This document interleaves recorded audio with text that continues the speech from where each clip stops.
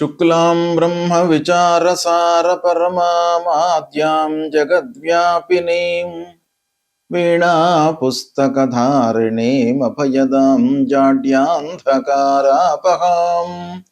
हस्ते स्फाटिकमालिकां विदधतीं पद्मासने संस्थितां वन्दे तां परमेश्वरीं भगवतीं बुद्धिप्रदां शारदां।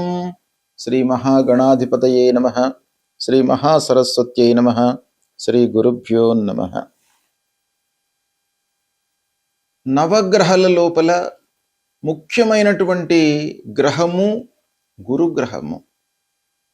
గురువు అనుకూలంగా ఉన్నప్పుడు జన్మ జాతక చక్రంలోనే కానివ్వండి, గోచార రీత్యా కానివ్వండి, గురు మంచి స్థానాలలో సంచరిస్తున్నప్పుడు అద్భుతమైనటువంటి ఫలితాలు ఆ జాతకుడికి సంతరించుకునేటువంటి అవకాశాలు ఉంటాయి. కనుక గురువు యొక్క ప్రభావము చాలా ఉంటుంది. ఆ గురువు ముఖ్యంగా సంపూర్ణ శుభగ్రహము, అంటే స్వయంగా శుభగ్రహమైనటువంటి ఆ గురువు యొక్క దృష్టి కానివ్వండి, కారకత్వం కానివ్వండి, గోచార రీత్యా ఉంటున్నటువంటి స్థానము రీత్యా కానివ్వండి, మనకు ఫలితాలు అనేటువంటివి ఆ జాతకుడికి చాలా ఎఫెక్టివ్గా ఉండేటువంటి అవకాశాలు ఉంటాయి. కనుక గురువు ఏ స్థానాలలో సంచరిస్తున్నాడు, ఇప్పుడు గురువు యొక్క ఎఫెక్ట్ ఎలా ఉంది ద్వాదశ రాశుల వారికి అనే విషయాన్ని మనము తెలుసుకునే ముందు, గురువు ఉత్తమమైనటువంటి ఫలితాలను సాధారణంగా 2, 5, 7, 9, 11 స్థానాలలో గోచార రీత్యా సంచరిస్తున్నప్పుడు శుభ ఫలితాలను ఇస్తాడు. 3, 4, 10 స్థానాలలో సంచరిస్తున్నప్పుడు మధ్యమమైనటువంటి ఫలితాలను ఇస్తాడు. 6, 8, 12 స్థానాలలో సంచరిస్తున్నప్పుడు దుష్ప్రభావాన్ని చూయిస్తాడు. జన్మస్థానంలో సంచరిస్తున్నప్పుడు కూడాను కొన్ని విషయాలను మనము దృష్టిలో పెట్టుకొని మధ్యస్థమైనటువంటి ఫలితాలు ఇచ్చే అవకాశాలు ఉంటాయి. అంతేకాకుండా గురువు యొక్క ఫలితాన్ని మనము క్రోడీకరించి చూడాలి. ఎలానంటే, గురువు సంపూర్ణ శుభగ్రహము, గురువు యొక్క కారకత్వాలు, అంటే గురువు సాధారణంగా మనకు ఏ ఏ విషయాలపై ప్రభావాన్ని చూపిస్తాడు అనే విషయాన్ని మనం చూసినట్టయితే, ధనము, జ్ఞానము, విద్య, సంతానము, ధర్మకార్యాలు, అదృష్టము, చదువు, తర్వాత స్త్రీలకు వివాహము, సంతానము, ఇలాంటి ఎన్నెన్నో విషయాలపై గురువు యొక్క ప్రభావం ఉంటుంది. ఇవన్నీ కూడాను గురువు యొక్క కారకత్వాలు. అంతేకాకుండా కారకత్వంతో పాటుగా గురువు సంచరిస్తున్నటువంటి స్థానం కూడాను ప్రబలంగా మనం లెక్కలోకి తీసుకోవాల్సి వస్తుంది ఫలితాలు చెప్పే సమక్షం లోపల. ఆ స్థాన బలం కూడాను ఉండాలి. అంటే కారకత్వము, స్థాన బలము కలిసినట్టయితే శుభప్రదమైనటువంటి ఫలితాలను ఆ గురువు ఇస్తాడు. అయితే విరుద్ధ స్థానాలలో సంచరిస్తున్నప్పుడు, అంటే అశుభ స్థానాలలో సంచరిస్తున్నప్పుడు గురువు నైసర్గికంగా స్వభావరీత్యా శుభగ్రహం గనుక మిశ్రమ ఫలితాలను ఇచ్చేటువంటి అవకాశాలు ఉంటాయి.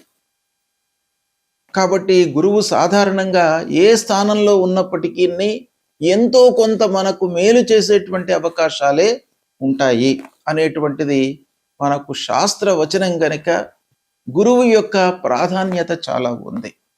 అయితే ప్రస్తుతము గురువు మిథున రాశిలో సంచరిస్తున్నాడు. మిథున రాశి అంటే బుధుని క్షేత్రంలో సంచరిస్తున్నాడు.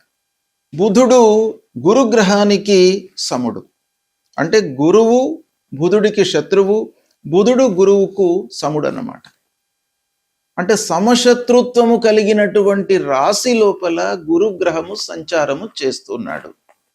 పునర్వసు నక్షత్రంలో 1వ తారీఖు, అంటే 1 జూన్ 2026 వరకు సంచరిస్తున్నాడు. దీన్ని దృష్టిలో పెట్టుకున్నట్టయితే మనకు 12 రాసుల వారికి ఎలాంటి ఫలితాలు ఉంటాయి అనేటువంటి విషయాన్ని మనం తెలుసుకుందాం. మిథున రాశి వారికి గురు గోచారం ఎలా ఉంది అనేటువంటి విషయాన్ని మనం తెలుసుకుందాం. 1 జూన్ 2026 వరకు గురువు మిథున రాశిలో సంచరిస్తున్నాడు. అంటే మిథున రాశిలో జన్మించినటువంటి వారికి జన్మస్థానం అవుతుంది.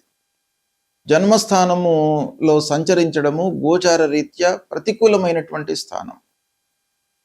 అయితే సాంప్రదాయ జ్యోతిష్యం ప్రకారంగా జన్మస్థానంలో సంచరించడము కొన్ని మార్లు మంచి ప్రభావాన్ని కూడాను మనకు ఇచ్చే అవకాశాలు ఉంటాయి.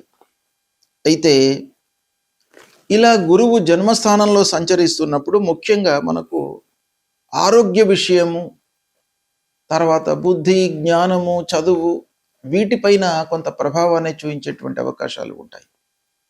అంటే జన్మస్థానంలో గురువు సంపూర్ణ శుభగ్రహము కనుక ఆరోగ్యము పూర్వం ఉన్నటువంటి ఇబ్బందుల నుండి మీరు విముక్తులవుతారు. అంటే మంచి ఫలితాన్ని ఇచ్చే అవకాశమే ఎక్కువ ఉంటుంది. అంటే ఆరోగ్యము నయమవుతుంది ఈ సమయంలో. 1 జూన్ 2026 వరకు పూర్వము ఎవరైతే అనారోగ్య సమస్యలను ఎదుర్కొన్నారో వాళ్లకు ఈ సమయంలో విముక్తి లభిస్తుంది, చాలా నయమవుతుంది. ఇక మీ స్వభావము, సహజమైనటువంటి లక్షణాలతో మీరు పైకి వచ్చేటువంటి అవకాశం కూడాను ఈ సమయం లోపల ఉంటుంది. చదువుకునేటువంటి వారికి చాలా ఇంప్రూవ్మెంట్ కనబడుతుంది ఈ సమయం లోపల. అంటే మీకు అనుకోని ఒక సపోర్టింగ్ అనేటువంటిది లభిస్తుంది. పెద్దలు కానివ్వండి, సమాజంలో మంచి స్థానంలో ఉన్నటువంటి వాళ్ళతో పరిచయాలు ఏర్పడము, తద్వారా మీకు కలిసి వచ్చే అవకాశం బాగా ఉంటుంది. గౌరవ మర్యాదలు లభిస్తాయి. ఇకపోతే మిథున రాశిలో ఉన్నటువంటి గురువు పంచమ స్థానాన్ని చూస్తుంటాడు. పంచమ స్థానము అనంటే పిల్లలకు సంబంధించినటువంటి విషయాల లోపల మీకు మంచి జరుగుతుంది. వాళ్ళ యొక్క అకాడమిక్ కానివ్వండి, వాళ్ళ సెటిల్మెంటు, ఉద్యోగ విషయంలో చేసేటువంటి ప్రయత్నాలు, వివాహాది శుభకార్యాల విషయాల్లో చేసేటువంటి ప్రయత్నాలు మీకు అనుకూలిస్తాయి. విద్య లోపల వాళ్ళు రాణించే అవకాశాలు బాగా ఉంటాయి. అకాడమిక్ సైడ్ లోపల ప్రత్యేకంగా మీ పిల్లలు మంచి స్థాయిలోకి వచ్చే అవకాశాలు బాగా ఉంటాయి. ఇక వివాహ ప్రయత్నంలో ఉన్నటువంటి వారికి వివాహ యోగం కూడాను కనబడుతుంది. అదృష్టం మీకు బాగా కలిసి వస్తుంది. ధార్మికత పైన మీరు మనస్సు నిలుపుతారు, శుభకార్యాలు చేస్తారు. అయితే జన్మంలో 1వ స్థానంలో గురువు సంచరిస్తున్నప్పుడు కొంత నెగిటివ్ ఎఫెక్ట్ కూడాను ఇస్తాడు. ఎలాంటివి అనంటే మీరు కార్యభారంతో ఆరోగ్యాన్ని నిర్లక్ష్యం చేసేటువంటి అవకాశాలు ఉంటాయి. అనవసరమైనటువంటి ఆలోచనలు వచ్చే అవకాశాలు ఉంటాయి. కాబట్టి వాటిని మీరు తగ్గించుకోవడానికి ప్రయత్నాలు చేసినట్టయితే చాలా మీరు అనుకున్నటువంటి కోరికలు నెరవేరే అవకాశాలు ఉన్నాయి. భగవంతుడి యొక్క అనుగ్రహం కూడాను మీకు లభిస్తుంది. మీ లోపల శక్తి, ఆత్మవిశ్వాసం పెరుగుతుంది. ఉత్సాహంతో ఉంటారు. అభివృద్ధి పథంలో మీరు ప్రయాణం చేస్తారు. శుభయోగాలు ఉన్నాయి.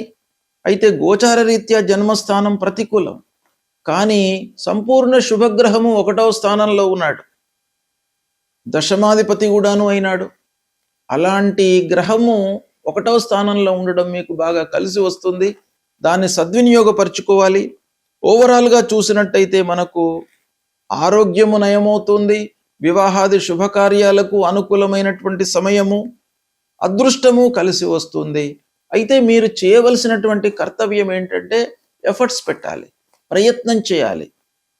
జన్మస్థానంలో ఉన్నాడు కాబట్టి ప్రయత్నం లేకుండా మీరు ఫలితాలను ఎక్స్పెక్ట్ చేయడానికి ఈ సమయంలో కుదరదు.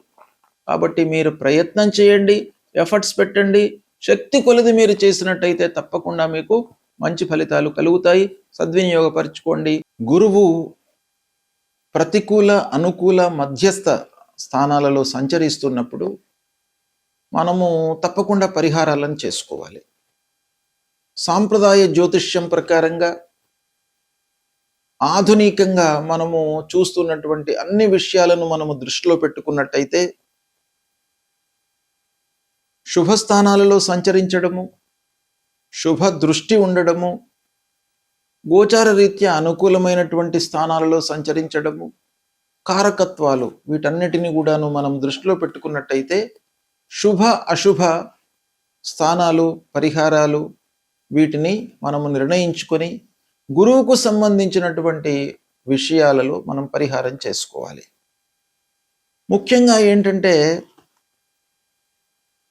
ద్వితీయ, పంచమ, సప్తమ, నవమ, ఏకాదశ స్థానాలలో మంచి ఫలితాలను ఇస్తాడు గురువు. అంటే గోచార రీత్యా ఈ స్థానాలలో సంచరిస్తున్నప్పుడు శుభ ఫలితాలను ఇస్తాడు. శుభ ఫలితాలను ఇస్తున్నప్పుడు ఆ గురువును మనం పూజించడం మూలకంగా ఏకాగ్రత కలిగేటువంటి అవకాశాలు ఉంటాయి. అంటే గురువుల యొక్క ఇంకా అనుగ్రహం పెరగడానికై మనం చేయాలి.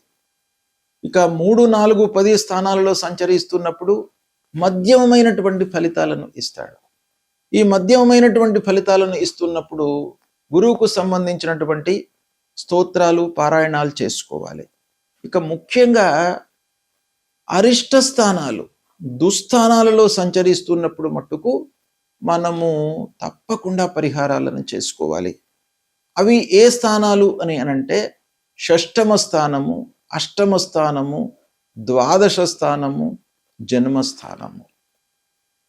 ఈ 4 స్థానాల లోపల కూడాను మొదటి 3 స్థానాలు ముఖ్యంగా 6, 8, 12 ఈ స్థానాలలో సంచరిస్తున్నప్పుడు గురువు ప్రతికూలతనే ఎక్కువగా ఇచ్చేటువంటి అవకాశాలు ఉంటాయి.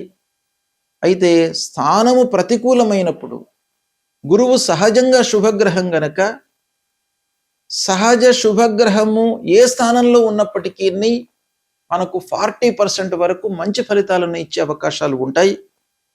ఇక స్థాన ప్రభావం మూలకంగా ±40% ఫలితాలను ఇచ్చేటువంటి అవకాశాలు ఉంటాయి. ఇక దృష్టి మూలకంగా మనకు ±20% ఫలితాలను ఇచ్చే అవకాశాలు ఉంటాయి. ఈ విధంగా దీన్ని క్లాసిఫై చేసినట్టయితే దుస్థానాలలో ఉన్నప్పుడు మట్టుకు తప్పకుండా పరిహారం చేసుకోవాలి. ఏం చేయాలి అని అంటే ప్రథమంగా సద్గురువులను సందర్శించుకోవడము.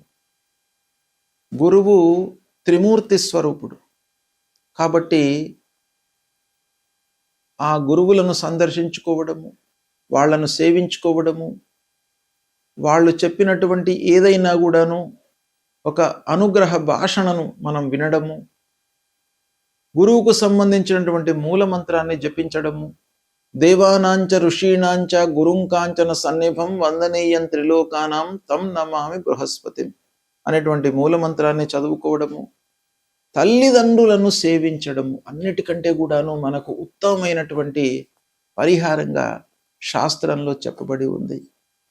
తల్లిదండ్రులు ప్రథమ గురువులు, తల్లిదండ్రులు ప్రథమ దేవుళ్ళు, అన్ని విద్యా బుద్ధులు అన్నీ కూడాను మనకు ఇచ్చి మన జీవితాన్ని నిలబెట్టినటువంటి వాళ్ళు తల్లిదండ్రులు. కాబట్టి తల్లిదండ్రులకు మీరు సపర్యలు చేయడము, వాళ్ళ గురించి తెలుసుకోవడము చేసినట్టయితే తప్పకుండా మీకు ఆ గురువు యొక్క అనుగ్రహం లభిస్తుంది. కనుక ప్రతి వాళ్ళు కూడాను 6వ స్థానము, 8వ స్థానము, ద్వాదశ స్థానము అంటే 6, 8, 12, 1 ఈ స్థానాలలో సంచరిస్తున్నప్పుడు మీరు తల్లిదండ్రులను సేవించండి. వాళ్ళ యొక్క అనుగ్రహం మీకు లభిస్తుంది. తద్వారా మీకు గురువు మూలకంగా కలిగేటువంటి ప్రతికూల ఫలితాలు మీకు శాంతి చేయబడతాయి, తగ్గుతాయి, తక్కువ మోతాదులో మీకు అనుభవంలోకి వస్తాయి. వాళ్ళ యొక్క అనుగ్రహం లభిస్తుంది. ఇది మీరు పాటించండి, శుభ ఫలితాలను పొందుతారు. శుభం.